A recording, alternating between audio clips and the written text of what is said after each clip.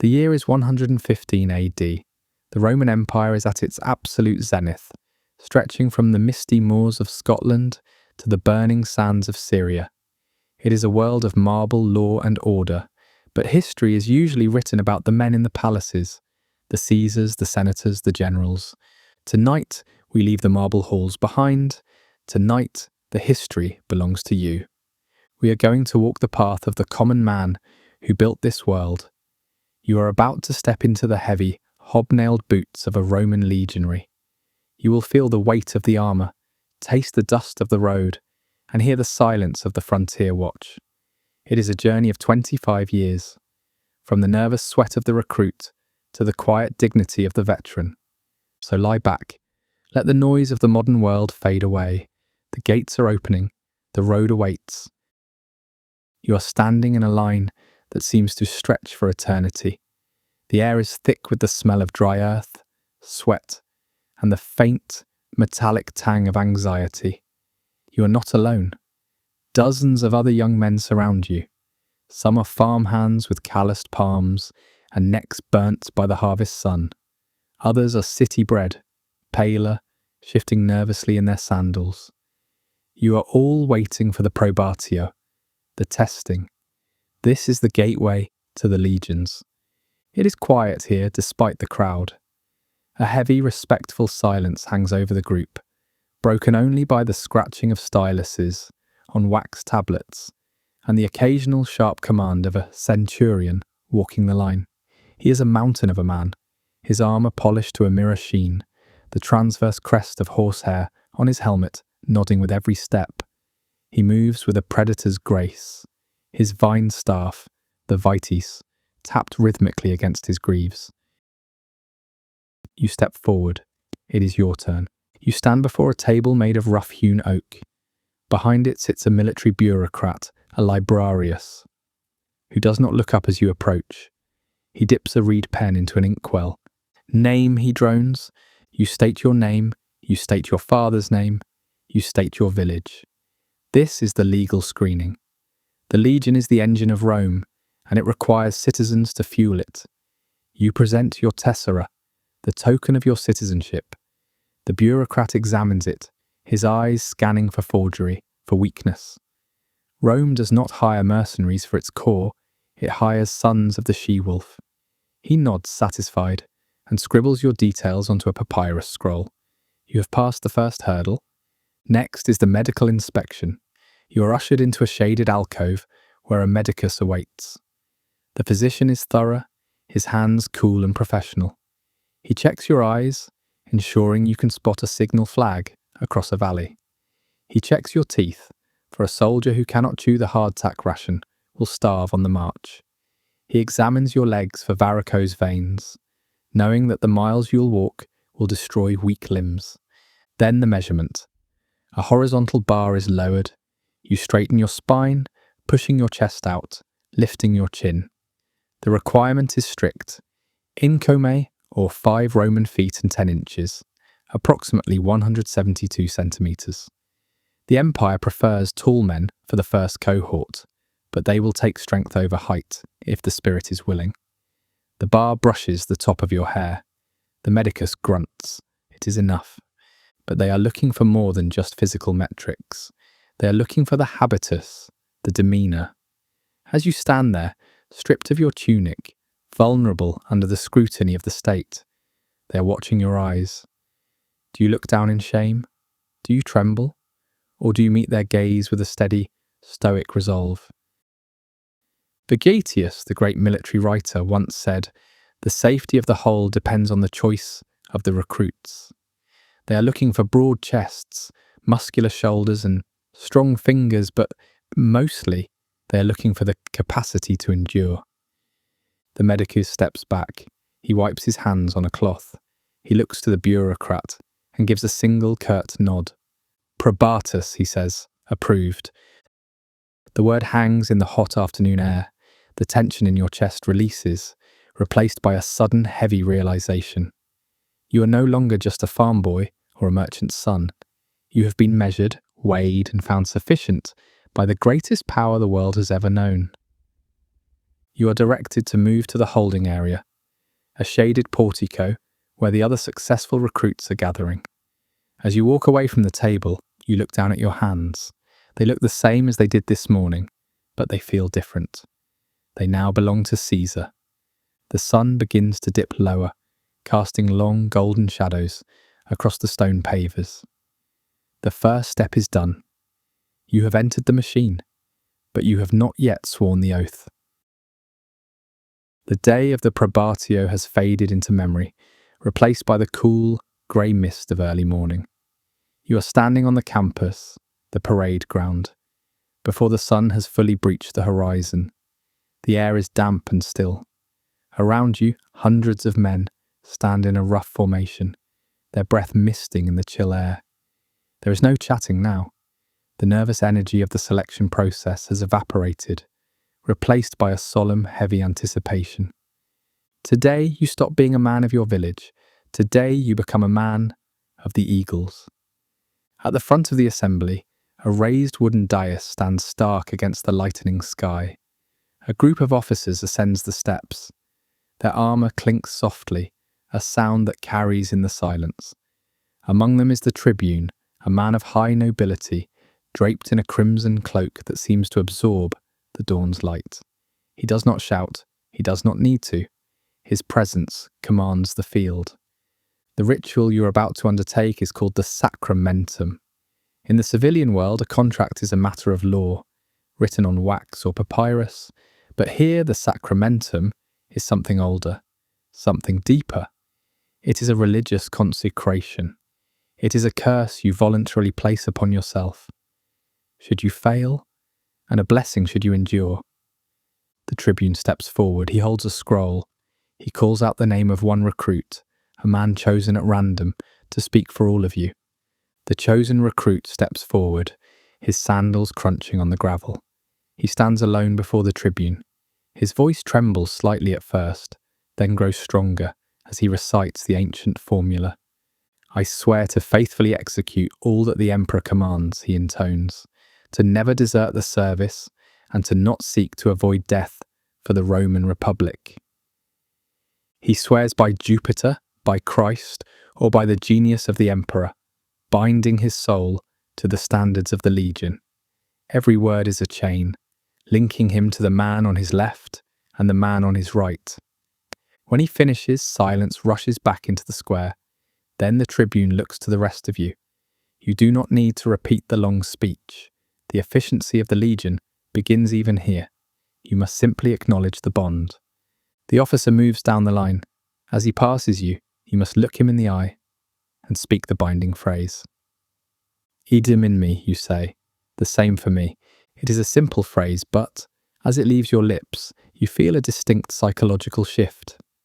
The Romans have a legal term for what you were before, a queries, a civilian citizen with rights to trial and property. But as the words idem in me fade into the morning air, that legal status dissolves. You are now a Miles. You have surrendered your body to the state. You can be ordered to march until you collapse, to starve, to bleed, to stand your ground against a barbarian horde when every instinct screams to run. You have accepted that your life is no longer your own property. It is the currency of the empire, to be spent where the emperor sees fit. The sun finally breaks over the distant hills, flooding the parade ground with pale golden light. It illuminates the faces of the men around you. They look different now. They are no longer strangers or rivals. They are commilitones, comrades in arms. The tribune dismisses the formation. The silence breaks, replaced by the barking orders of the centurions. Move, form up to the armory. You turn to follow the commands, your heart beating a new rhythm. You are sworn in. The legalities are finished. Now the real work begins. You are a soldier in spirit, but your body is still soft, still civilian. That is about to change. The forge awaits. The sun is high now, a white-hot disk hanging suspended in a cloudless azure sky. You are back on the campus, the vast, flat exercise field that lies just outside the camp walls. The ground here has been beaten flat by generations of sandals, packed so hard it feels like stone beneath your feet. If the oath was the moment your soul joined the legion, this, the training, is where your body is broken down and rebuilt. This is the forge.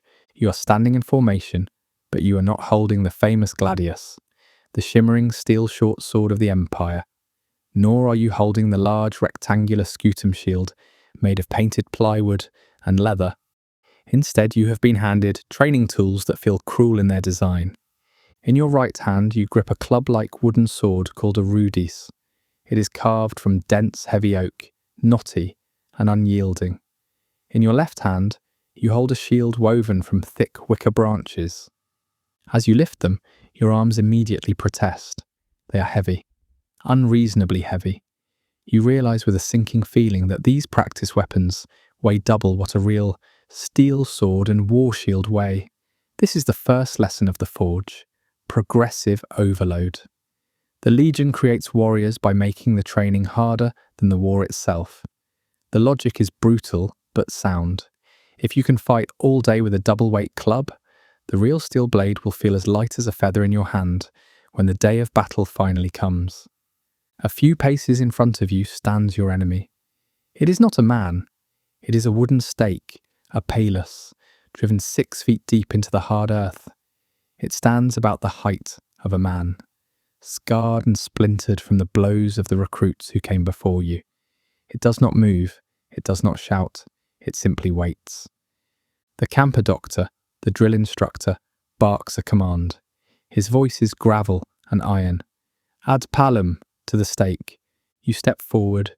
You raise the wicker shield, locking your elbow, tucking your chin behind the rim. The smell of the wicker is earthy and dry.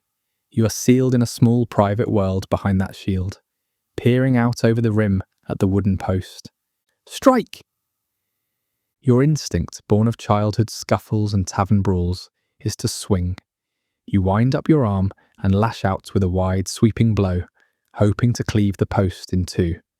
The wooden sword connects with a satisfying thwack vibrating up your arm. But almost immediately, you feel the sharp tap of the centurion's vine staff on your shoulder. It is not a hard blow, but it is a correcting one. No, he growls, his voice low and dangerous. Do not slash. He steps in to demonstrate.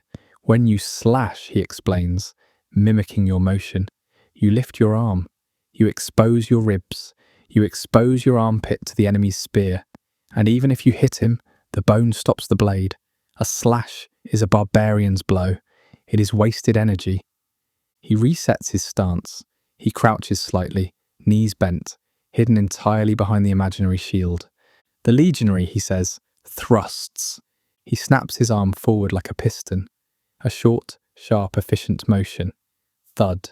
The tip of his imaginary sword drives into the centre of the stake and retracts instantly. 2 inches, he says quietly. 2 inches of steel into the liver, the lungs or the groin is fatal. You do not need to chop him down like a tree. You simply need to puncture him. You try again, and you tighten your grip on the heavy oak club. You pull your elbow in tight to your ribs. You hide behind the wicker shield. Punctum, thrust. You drive the wooden tip forward. It connects. Thud. Recede, recover. You snap the weapon back, returning instantly to your defensive shell. Punctum, thud, recede. The rhythm takes over. The heavy wooden sword feels like it is pulling your shoulder out of its socket, but you keep going. The sweat begins to pour down your forehead, stinging your eyes, tracing lines through the dust on your cheeks. Your tunic clings to your back. The drill continues for hours. There is no glory in this. There is only the relentless mechanics of murder. You are learning the geometry of the kill. You are learning that the shield is not just a wall, but a weapon. You learn to punch forward with the heavy wicker boss, imagining smashing it into an enemy's face to off-balance them before you deliver the silent, hidden thrust from underneath. Step, bash, thrust, recover, step, bash, thrust, recover. The repetition is hypnotic. Your mind begins to drift, entering a trance state. The pain in your deltoids and forearms becomes a dull, constant background noise. You stop thinking about the weight. You stop thinking about the heat. You become a machine. The palace takes a beating. Splinters of wood fly off it, landing in the dust. You are carving away your civilian clumsiness, stroke by stroke. As the afternoon wears on, the shadows of the stakes grow long and thin across the drill field. The sound of hundreds of wooden swords hitting hundreds of wooden posts creates a rolling, rhythmic thunder. Like a great heartbeat, you realize in the haze of exhaustion that the centurion was right. The heavy wood is making you strong. The discipline is making you dangerous. You are no longer flailing. You are striking with intent. You are learning the economy of violence, never wasting a movement, never exposing an inch of flesh unnecessarily. Finally, the whistle blows. The drilling stops. A collective groan of relief ripples through the ranks as men lower their heavy shields. Your hands are cramped into claws, moulded to the shape of the sword hilt. Your muscles tremble with fatigue, but as you look at the battered wooden stake in front of you, you feel a strange sense of satisfaction. You have survived the forge for another day. You are harder than you were at sunrise. The wooden swords have been racked. The practice stakes are left behind in the dust, but the training is not over. In fact, the most fundamental lesson of the Roman legion is just beginning. It is said by the generals that battles are won not by the man who strikes the hardest, but by the army that can arrive first and arrive fresh enough to fight. You are sitting on a wooden bench in the barracks, looking down at your feet. You are lacing up your caligae. These are not mere sandals. They are military boots, the foundation of the empire. The leather straps wind up your ankles, hugging your shins, providing support for the miles to come. You run a finger over the soles. They are thick, studded with heavy iron hobnails. These nails are designed to bite into the earth, to grip the stone of the Roman roads, and to turn your feet into instruments of traction.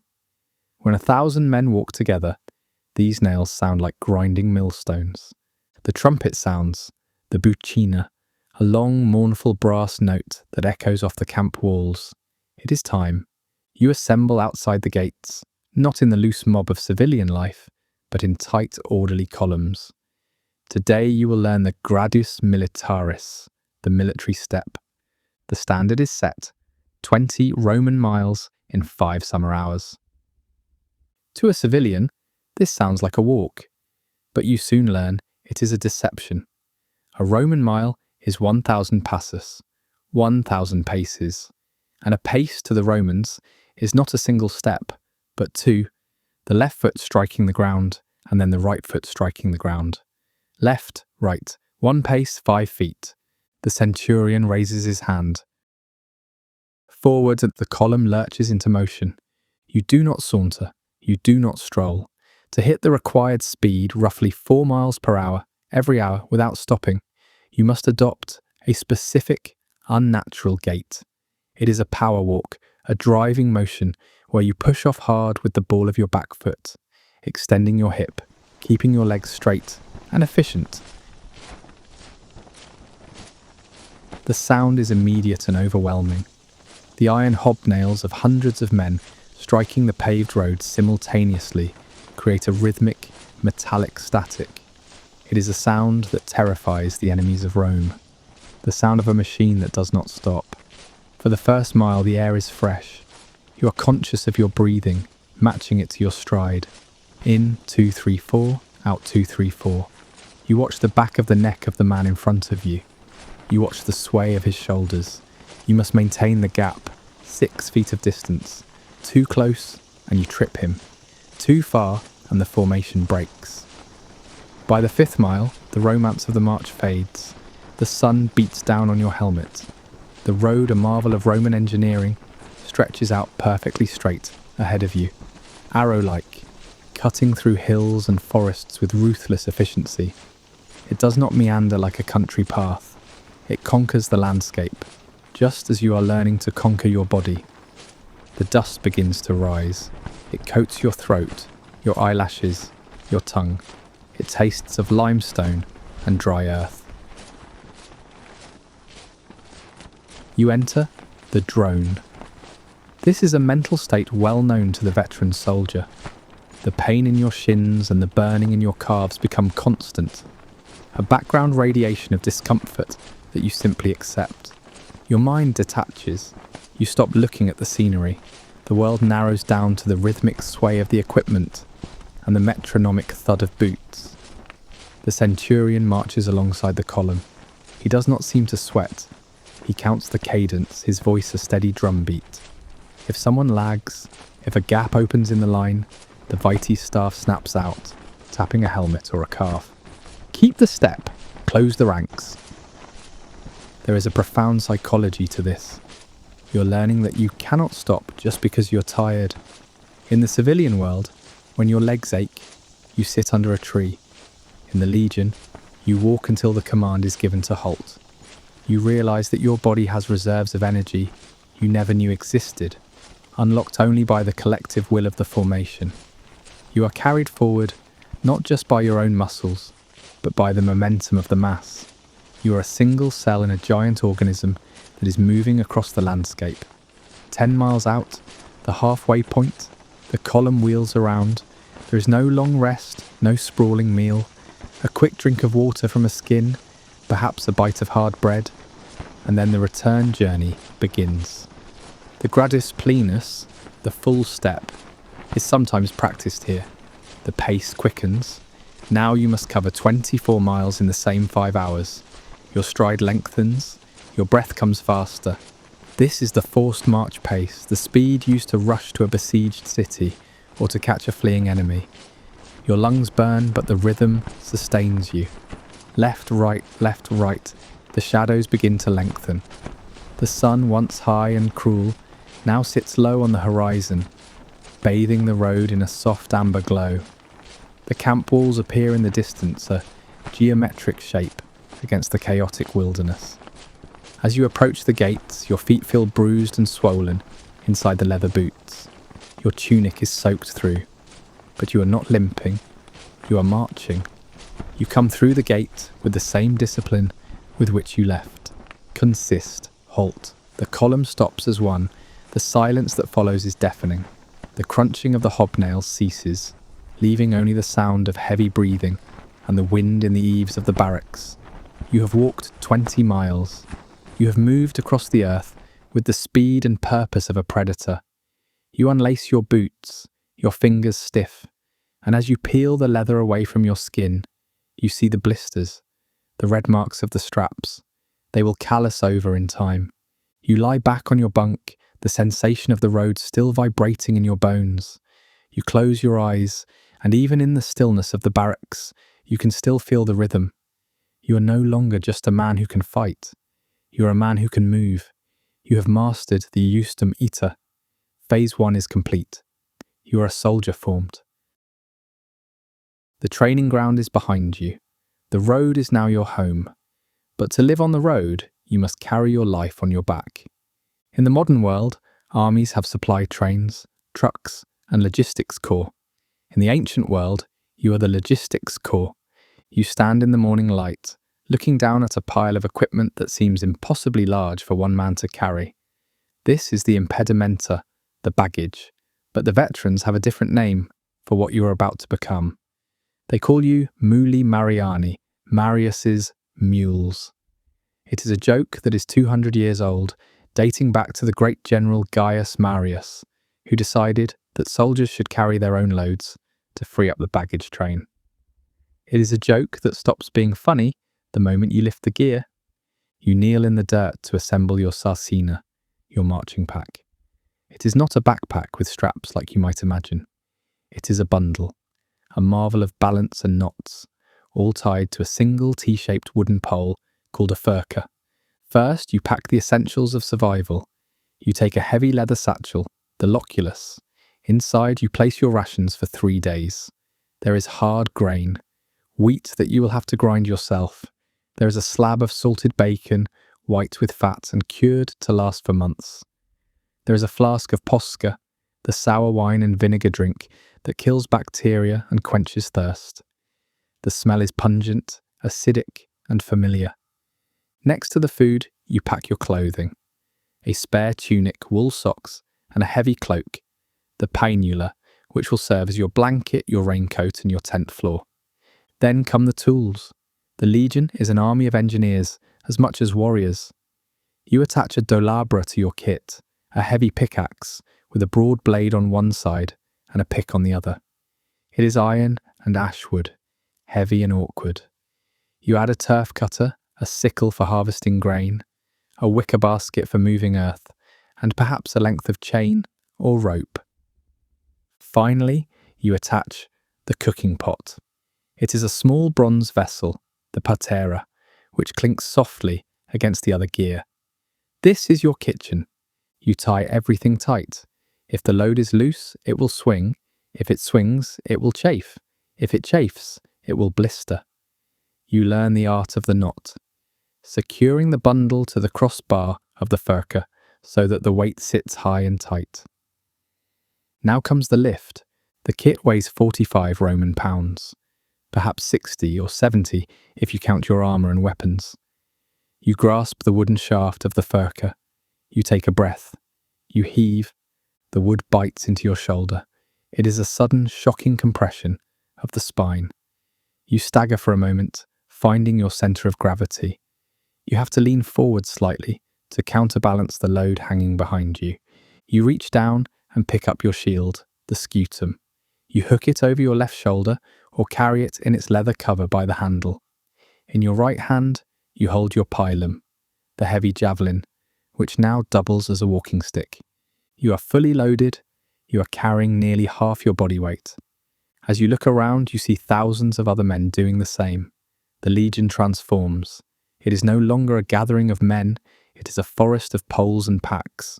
The furka rests on your shoulder, and you learn to hook your arm over it, resting your hand on the wood to relieve the pressure. When the order to march comes, the sensation is entirely different from the training run. You are top-heavy. You must walk with a smoother gait to prevent the pole from bouncing on your collarbone. Creak, clank, thud. The sounds of the march change. It is the creaking of leather straps under tension. It is the clinking of the bronze pot against the pickaxe. It is the shifting of grain in the sack. At first, the pain in your trapezius muscle is sharp, a hot knot of tension where the pole rests.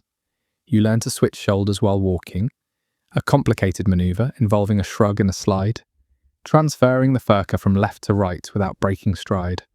But as the miles roll by, a strange thing happens. You become accustomed to the weight. You realize the genius of the furka. Because the weight is on a pole, you can lean it against a tree during a short halt without taking it off. You can use it to prop up your shield when you stop. You realize that you are self-sufficient. You have your house, your food, your weapon, and your tools. You need nothing from the world. If the supply wagons are burned, you can survive. If the camp is lost, you can rebuild it. You are a snail carrying its shell, but a snail made of iron and discipline.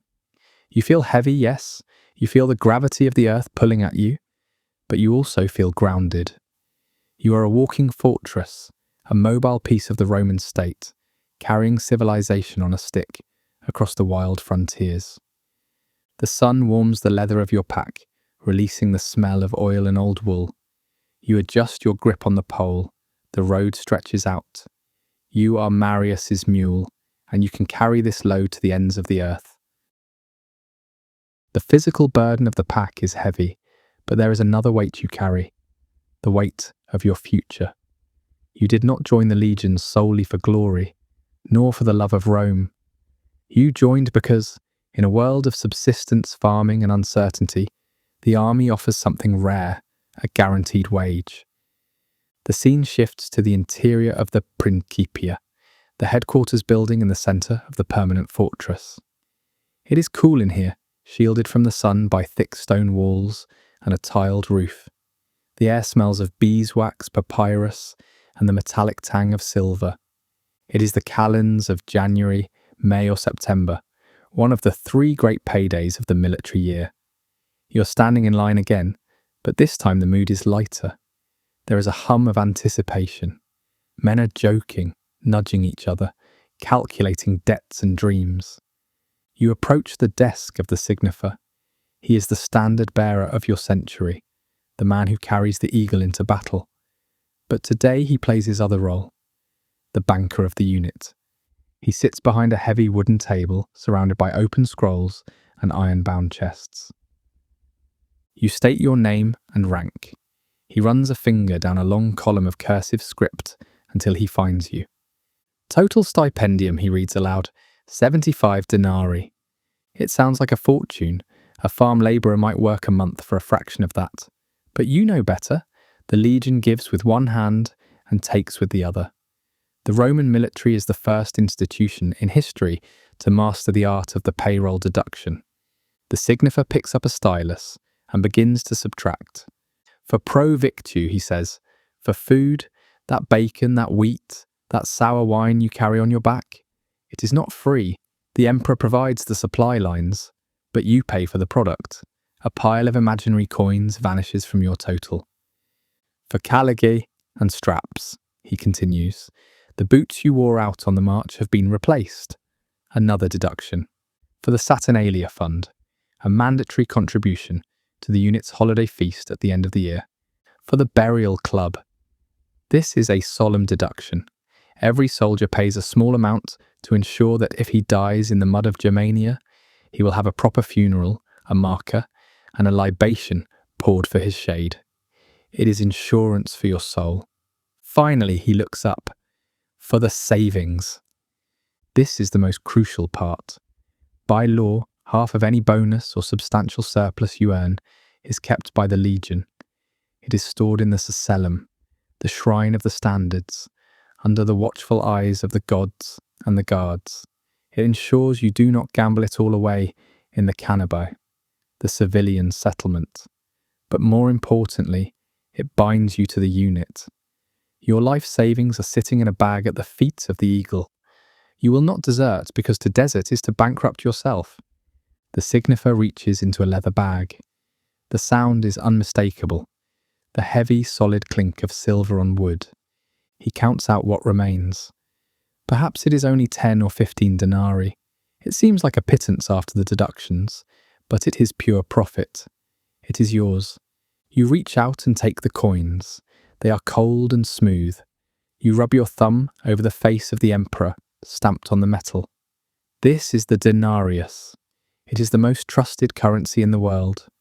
With this coin you can buy wine in Egypt, silk in Syria, or land in Italy. You slide the coins into your own leather pouch, tying it securely to your belt, tucked beneath your tunic where no pickpocket can reach.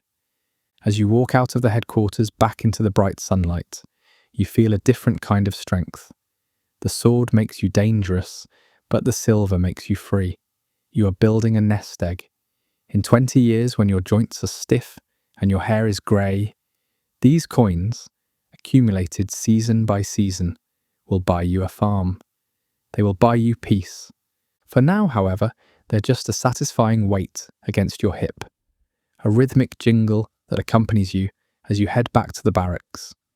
You have been fed, clothed and paid. The contract holds.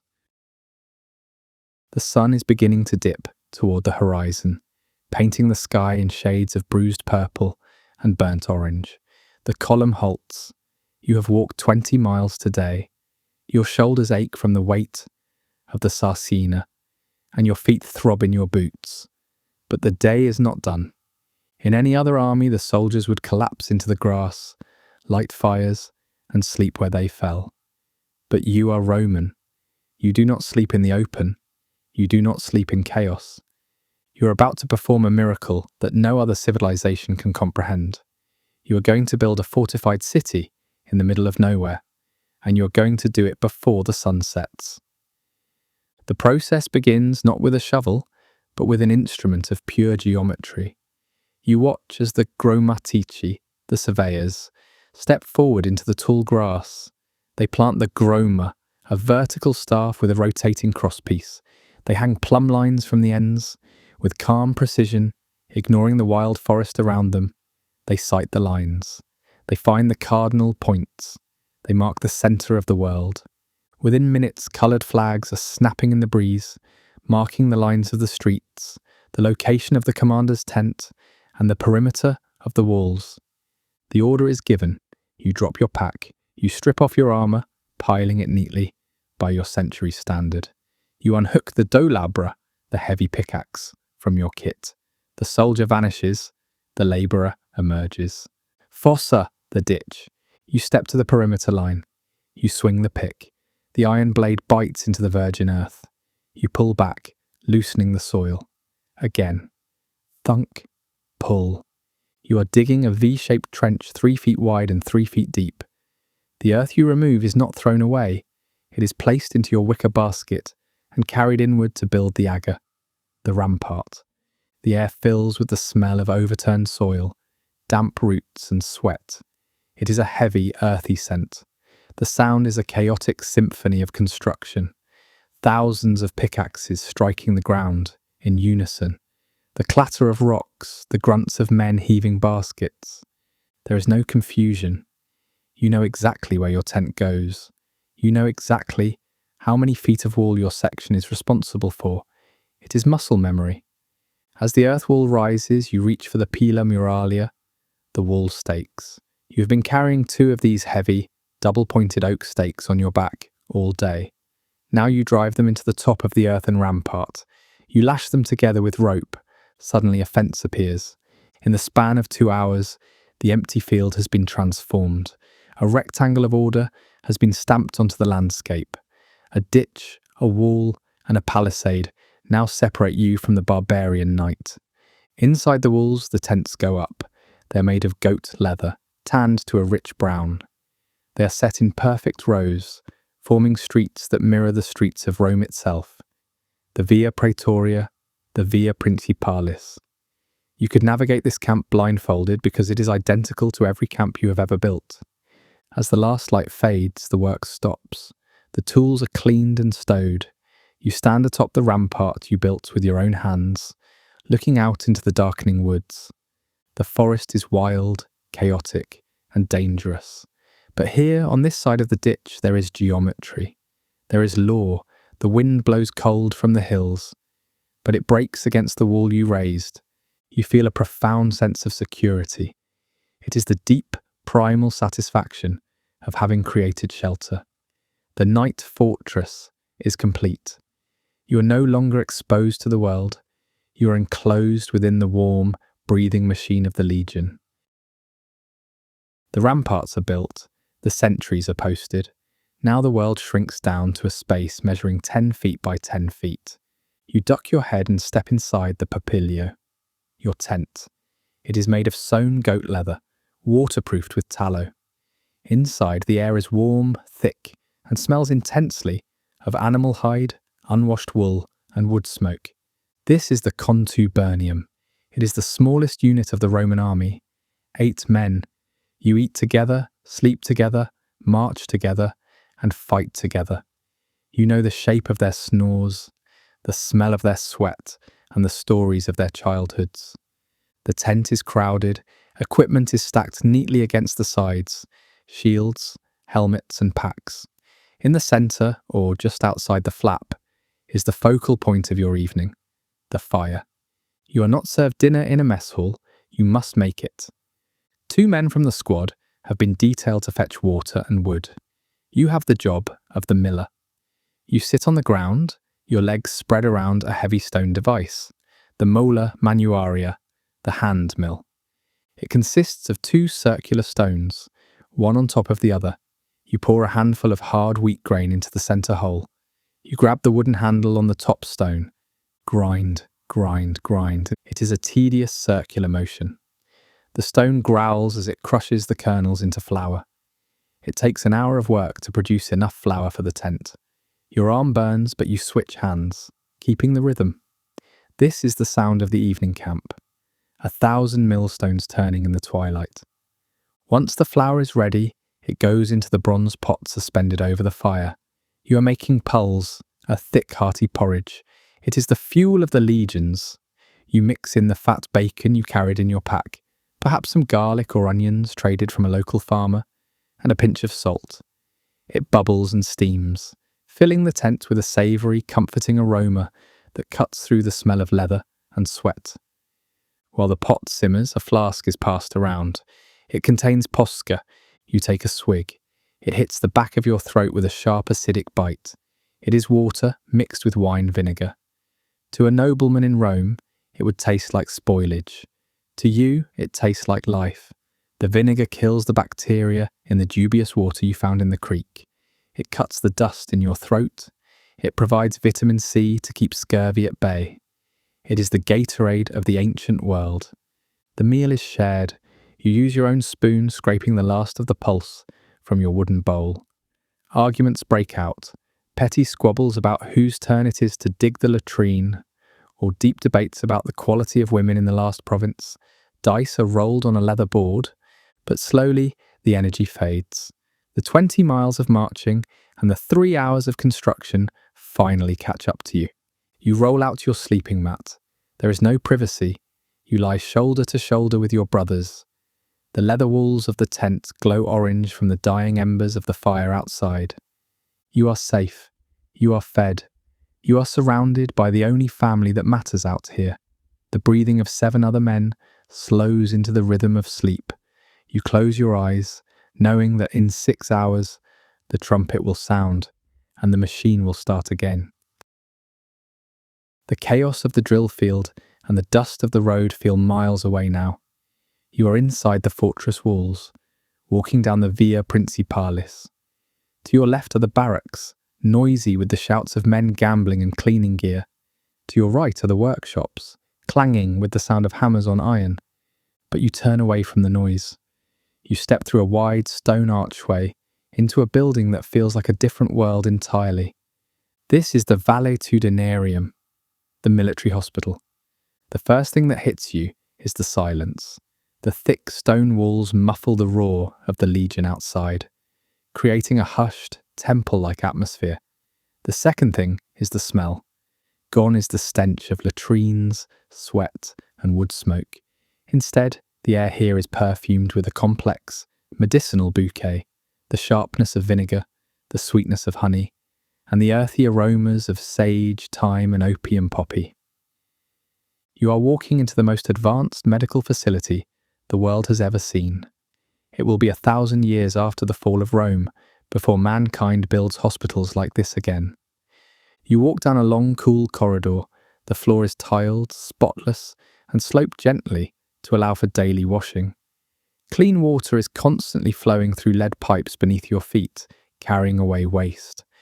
The Romans understand what the barbarians do not, that invisible spirits, what we would call bacteria, breed in filth. And so the hospital is a fortress of hygiene. You enter the central courtyard. It is a garden of healing. Here the capsariae, the orderlies, tend to rows of medicinal plants. You see a man carefully harvesting leaves of yarrow for clotting blood. Another is crushing garlic in a mortar. The sunlight here is filtered and gentle. You're here not for a mortal wound, but for the maintenance that life in the heavy infantry requires. Perhaps it is a festering blister from the march, or a slice on your arm from a training accident. You enter a treatment room. It is small, private and airy, designed with high windows to let out the bad air. The medicus stands waiting for you. He is a man of learning, likely Greek, his hands washed clean in boiled water. On a table beside him sits his kit. It is a terrifying yet beautiful array of bronze and steel instruments, polished to a gleam. You see the scalpellum with its interchangeable blades. You see the bone levers. You see the forceps for extracting arrowheads. And you see the spicillum, a slender bronze probe used to explore the depth of a wound without cutting. These are not crude tools. They are precision instruments, designed with an understanding of human anatomy that rivals modern surgery. The medicus beckons you to sit. His manner is calm, professional. There is no panic here. He examines your arm. He does not chant spells or pray to obscure spirits. He acts with the logic of an engineer. He cleans the area with acetum, sour wine vinegar, stinging the skin, but purifying it. Then he reaches for a jar of golden liquid. Honey. It is the Legion's secret weapon against infection. The doctors know that honey, when smeared over a wound, creates a barrier that rot cannot cross. He applies the thick amber substance gently. It feels cool and soothing against the inflammation. He covers the wound with clean boiled wool and binds it tight with linen strips. Keep it dry, he instructs. Return in 3 days. As you stand to leave, you realize something profound. In the civilian world, if a man breaks his leg or falls sick, he is often left to the mercy of his family or the gods. But here, you are a piece of the imperial machine. The emperor has spent thousands of denarii training you, feeding you, and arming you. He cannot afford to lose you to a rusty nail or a dirty fever. The Valetudinarium is the physical manifestation of the state's investment in your body. You walk back out into the corridor, past the wards where men are recovering from fevers, lying on real mattresses, eating specialized diets of chicken broth and wine. You pass the surgery, where a gladiator doctor is setting a broken tibia with mechanical precision. You step back out into the bright, noisy sunlight of the fortress. You flex your arm. The bandage is tight and secure. You feel cared for. You feel valuable. You are ready to return to the line. The sun is beginning its slow descent, bathing the stone walls of the fortress in a warm amber light. The trumpet has sounded the end of the day's duties. You have drilled, you have cleaned your kit, and you have stood your watch. Now for a few precious hours, you're free. You change out of your heavy military tunic and into lighter, civilian wool. You leave your sword and shield in the barracks. You walk towards the main gate, the Porta Praetoria. As you pass beneath the heavy archway, you nod to the sentries on duty. They tap their spears in acknowledgement. You step across the threshold, crossing the Pomerium, the sacred boundary of the military camp. And instantly, the world changes. You have entered the Canabae. This is the sprawling, chaotic, vibrant shantytown that clings to the walls of every Roman fortress like barnacles on the hull of a great ship. Inside the walls, life is grey, ordered and silent. Outside, it is a riot of colour, noise and commerce. The streets here are not paved with the geometric perfection of the Via Principalis. They are mud and beaten earth, winding between timber-framed houses, taverns and workshops. The air is thick with a cacophony of smells that hits you like a physical wave. Roasting pork, stale beer, exotic perfumes, and the sharp tang of wood smoke. You walk through the market. This is the economic lung of the frontier. Here the power of the Roman denarius draws goods from the ends of the earth. You pass a stall run by a Syrian merchant, his face weathered by travel. On his table are small precious sacks. You stop to look. He opens one, and a scent fills the air that seems out of place in this damp northern forest. Black pepper. It has travelled thousands of miles hand to hand. From the coast of India to this muddy outpost. It costs a fortune, perhaps a week's wages for a small pouch. But you buy a pinch. It is a taste of the exotic, a reminder that the empire owns the world. Further down you see the local traders, a potter selling glossy red Samian ware bowls, a leather worker selling soft shoes, a butcher chopping a pig carcass, haggling loudly in a mix of broken Latin and the local Celtic tongue. But you are not here just for shopping. You turn down a quieter alleyway, away from the roar of the market. You approach a small whitewashed cottage with a thatched roof. Smoke curls lazily from the chimney. A woman steps out to meet you. She is wearing a simple tunic, perhaps a necklace of amber beads. She smiles. Legally, she does not exist. The emperor forbids soldiers from marrying. The state believes that a wife and children are distractions that soften a warrior's heart. But the state is far away in Rome, and you are here. This is your hearthwoman, your focaria. To the tax collector, she is a camp follower. To you, she is your wife. She ushers you inside. It is warm. 2 small children are playing on a rush mat near the fire. They look up and run to you. You lift one up. He is heavy, solid. He has your eyes. You sit at the rough wooden table. She places a bowl of stew in front of you. Not the bland pulse of the barracks, but something richer, seasoned with the herbs she grows in the garden behind the house. You talk about the leaking roof, the price of firewood, the gossip of the settlement.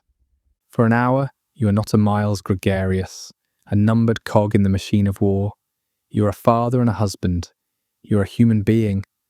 The Canabae is where the iron discipline of the Legion meets the softness of humanity. It is here that you realize what you are actually fighting for. You are not fighting for a marble palace in Rome that you will never see. You are fighting for this cottage, for these amber beads, for the safety of this muddy street where your unofficial family lives. The sun dips lower, the light turns violet.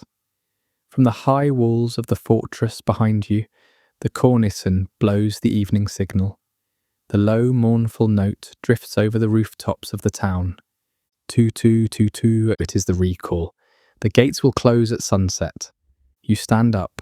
The transition is abrupt. You kiss your wife, you pat the children on the head. You step back out into the cooling air.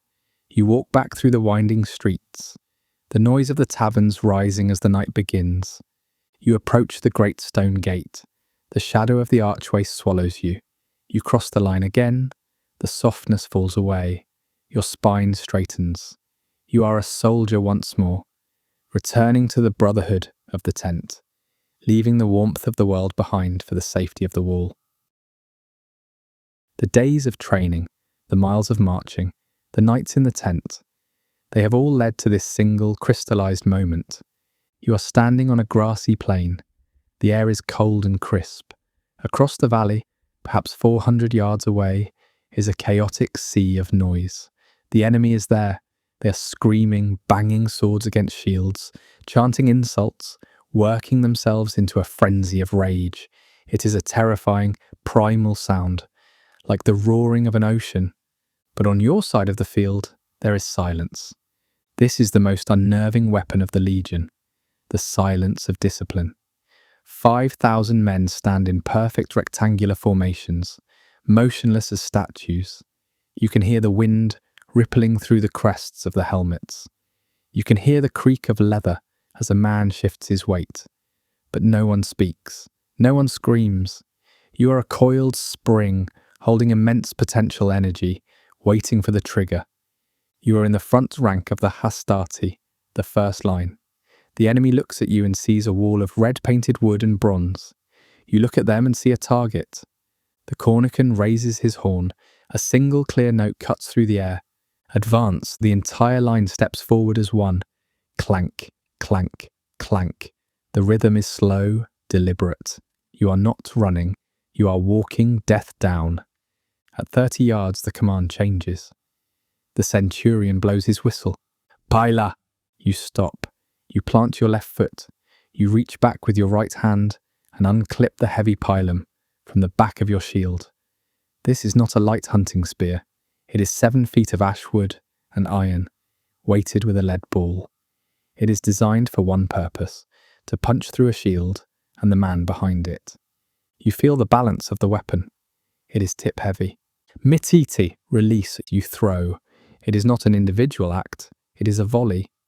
2,000 javelins rise into the air simultaneously, blotting out the sun like a swarm of iron locusts.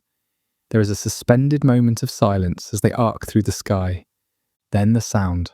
Crash. It sounds like a forest falling. Across the field, the enemy line shudders. The soft iron shanks of the pila pierce their shields and bend on impact, rendering the shields useless. Men are pinned to their own protection. The enemy formation, once fluid and aggressive, is now snagged, confused and heavy. This is the moment. The shock. Gladios! Swords! You draw the gladius. The steel hisses against the scabbard. You bring your shield up tight to your chin. Cursu, run. The line surges forward. You do not scream until the very last second. When you collide, it is not with a slash, but with the orthismos, the great push. You slam the heavy bronze boss of your shield into the man in front of you. You are not fighting alone. The man behind you presses his shield into your back. The man behind him does the same. You are the tip of a spear made of human bodies, driving forward with the weight of hundreds of tons.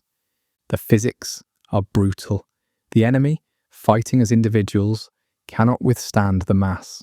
They are pushed back, their feet slipping in the mud. You are in the killing zone. It is a claustrophobic, intimate space. You can smell the enemy's breath. You can see the panic in his eyes. But you do not panic. You remember the wooden stake. You remember the drill. Block, thrust, recover, block, thrust, recover. You do not swing your sword. There is no room to swing. You work the blade like a piston, under the rim of the shield, seeking the soft spots. It is surgical. It is efficient. Your breath comes in ragged gasps. Your arm burns. The noise is deafening. The ringing of iron on iron, the shouts of officers, the screams of the wounded. But your world is small. It is just the shield in front of you, and the man beside you. Then you hear the sharp blast of the centurion's whistle again. Rotate. You have fought your 2 minutes. Your energy is fading.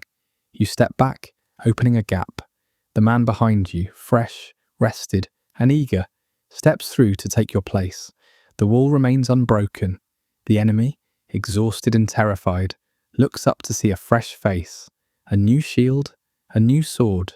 You move to the back of the file. You lower your shield. You gulp down air. You take a drink from a skin offered by a rear ranker. You watch the backs of your comrades as they continue the grind. This is why Rome conquers the world. Not because you're braver, but because you're a machine that can cycle its parts, renewing its strength while the enemy tires. You catch your breath, wipe the sweat from your eyes, and ready yourself to step forward again. The wheel turns. The line holds. The fury of the battle has faded. The sun has long since set, dragging the colours of the world down with it into the abyss of night. The camp is silent now, save for the low, rhythmic rasp of thousands of men sleeping in their tents, a sound like the tide rolling over pebbles. You are awake. You are standing on the wooden walkway of the rampart, 20 feet above the ground. The air is biting cold, a sharp contrast to the heat of the day. You pull your heavy wool cloak, the painula, tighter around your shoulders. The wool is scratchy, thick, and smells of lanolin and wood smoke. It is the only thing standing between you and the freezing mist rolling off the Germanic forests. This is the Tertia Vigilia, the third watch. It is the deepest, darkest part of the night, stretching from midnight until the first hint of false dawn. Your world has shrunk to a cone of visibility illuminated by the moon, and the faint, sputtering torch in the watchtower down the line. Beyond that light, the world is a wall of black. You stare into that darkness. This is the limes, the limit, the edge. Behind you lies the paved road, the warm bathhouse, the law courts, the vineyards of Gaul, and eventually, the marble forums of Rome. In front of you is the unknown. The forest seems to breathe. You watch the tree line, your eyes playing tricks on you. Is that a shadow moving, or just a branch swaying in the wind? Is that the snap of a twig under a barbarian boot, or just a deer? You shift your weight. Your feet are cold in your hobnailed boots. You grip the shaft of your pilum. The iron shank is freezing to the touch, sucking the heat from your fingers. But you do not let go. You cannot sit. To sit is to risk sleep, and to sleep on watch is death. Not just for you, but potentially for the entire legion. The punishment for falling asleep on guard duty is fustuarium, beaten to death by your own comrades. The fear of it keeps your eyelids pinned open. You listen. The sensory experience of the watch is dominated by sound. You hear the wind hissing through the palisade stakes. You hear the distant hoot of an owl. You hear the clink-clink of another sentry pacing the wall 50 yards away. It is a lonely, meditative rhythm. Then you see movement inside the camp. A small group of men is walking the perimeter. It is the circuitores, the rounds.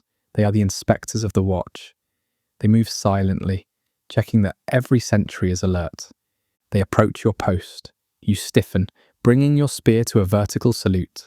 One of them steps into the pool of torchlight. He holds out a hand. He is asking for the tessera.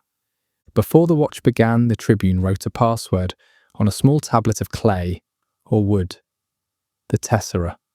This tablet is passed from the headquarters to the first sentry, and then from sentry to sentry around the perimeter. Victoria, you whisper. Victory. The inspector nods. He hands you the tablet. You verify the seal. You hand it back.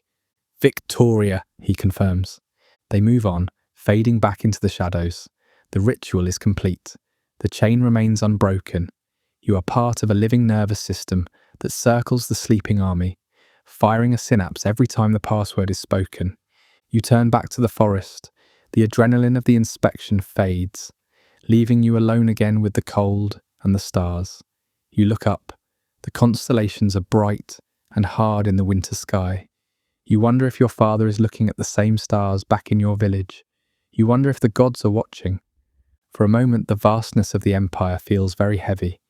You are just one man on a wall that stretches for thousands of miles. But then you hear the reassuring sound of the sentry to your right stamping his feet to stay warm. You are not alone. You are a link in the iron chain. And the hours drag on. Finally, the sky to the east begins to bruise with a dull grey light. The shapes of the trees become solid again. The birds begin to sing. The night is over. You have held the line. The war is a distant rumour today. The drill sergeant is silent. It is a rainy afternoon in Britannia, or perhaps Germania Superior. The weather here is not the golden sunshine of Italy. It is a persistent grey drizzle that soaks into the thatch of the barracks and turns the camp streets into a slurry of mud. You are sitting on a wooden stool near the doorway of the Contubernium, catching the grey light. The mood in the room is quiet, reflective. Men are mending tunics or sharpening knives. But the air is charged with a specific quiet excitement. The supply wagons have arrived from the south, and with the grain and the wine, they brought something far more precious, the mail. You hold in your hands a small delicate object. It is not a heavy scroll of papyrus that is too expensive for a common soldier. It is a telia, a tablet. It is a postcard-sized shaving of wood, perhaps birch or alder, folded in half to protect the writing inside. It smells of damp wood and faint carbon ink. You carefully pry it open. The wood is thin, less than 3 millimeters thick. Inside, covered in the scratchy, flowing cursive script of the Roman hand, are words from home. It is a voice from another world. You squint to read the ink. The handwriting is familiar. It is not the formal script of a scribe, but the hasty, loving scrawl of a family member. I have sent you, the letter reads, pairs of socks from Satua, 2 pairs of sandals, and 2 pairs of underpants. You run your thumb over the words. Udones socks, Sublegaria underpants. It is such a mundane list. History will remember the eagles, the marble columns, and the conquests, but here, in the damp cold of the frontier, history dissolves into the simple human need for warm feet. You realise that your mother, or your sister, sat by a fire hundreds of miles away, knitting this wool, thinking of you shivering on a wall in the north. You reach into the leather parcel that came with the tablet. You pull out the socks. They are thick, rough and dry. You strip off your damp military-issue footwear and pull them on. The warmth is immediate. It feels like an embrace. You pick up another tablet. This one is from a messmate who has been transferred to a different fort. It is less sentimental, more practical. He complains about the beer shortage. The beer has run out, he writes. Please send more. You smile. These tablets are the Twitter and WhatsApp of the ancient world. They capture the trivial, vital details of life. You read about a soldier asking for a few days' leave to go to a market. You read an invitation to a birthday party for the commander's wife, Claudia Severa, a reminder that even here, on the edge of the known world, people are trying to maintain the civilities of society. On the 11th of September, sister, for the day of the celebration of my birthday, I give you a warm invitation. You realise that the Legion is not just a fighting force, it is a travelling society. It is a network of friendships, debts, favours, and family bonds that stretches across the Empire's roads like a nervous system. You take a reed pen and dip it into your own inkwell. You begin to write a reply. You tell them you are safe. You tell them the centurion is a tyrant, but the food is good. You tell them you miss the sun. As you write, the rain drums softly on the roof of the tent. Tap, tap, tap, the sound is hypnotic. The connection between you and that distant home feels tangible. A thread of ink and wood that cuts through the wilderness. You fold a tablet, you tie it with a thin string. You will give it to the courier tomorrow. He will ride south, changing horses at the mutationes, the relay stations, carrying your voice back to the warmth of the Mediterranean. For a moment, the distance doesn't feel so vast. You're warm in your new socks. You're read. You're remembered. Time has moved differently here. The seasons have blurred. 25 winters, 25 summers. The dark hair of the recruit who stood in the sun for the Probatio is now flecked with grey. Your skin is weathered like old leather, and your hands are mapped with the small white scars of 100 labours. Today is the final formation. You stand on the parade ground one last time. You are not holding a spear. You are holding a pair of small bronze tablets bound together. Your diploma. It is the physical proof of your missio honesta, your honourable discharge. Etched into the metal is your name, your unit, and the Emperor's decree. It grants you citizenship for your wife and children. It grants you land, a farm in a colony of veterans, perhaps in the rolling hills of Dacia or the sun-baked earth of North Africa. The heavy sarkina pack is gone. The armour is returned to the armoury. You feel strangely light, almost unmoored, like a ship cutting its anchor. The weight you have carried for a quarter of a century has vanished. You walk out of the gate of the fortress. You do not look back at the walls. You know every stone, every watchtower. They belong to the younger men now, the fresh faces who look at you with a mixture of fear and awe. You walk down the road, but this time you set your own pace. There is no centurion shouting the cadence. There is only the wind in the grass and the sound of your own heartbeat. You have survived. You have given your youth to Rome, and now Rome gives you the rest of your life. The war is over. The long peace begins. The narration fades here, leaving you on the road. Imagine the sound of your sandals on the warm stone. Step, step, step. It is a slow, unhurried rhythm. The sun is setting, casting long, peaceful shadows across the fields. The air smells of dry hay and distant wood smoke. You are walking toward a small farmhouse on the horizon. A light glows in the window. It is quiet. There is no danger here. The borders are secure. The watch is done. Step, step. The sound of the road becomes hypnotic, a steady metronome slowing down your breathing. Step, step. Deep in the distance, you hear the faint crackle of a campfire, warm and comforting. Step. Rest now, soldier. The march is finished.